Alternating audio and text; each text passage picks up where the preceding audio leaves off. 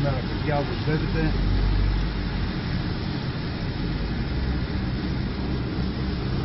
Βροχερός ο καιρός πάλι σήμερα.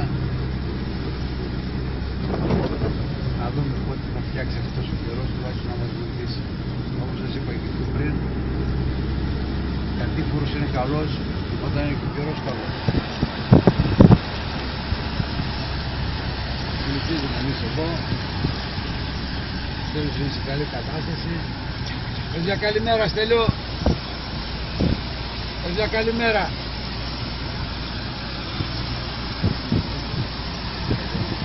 Δεν το λέω.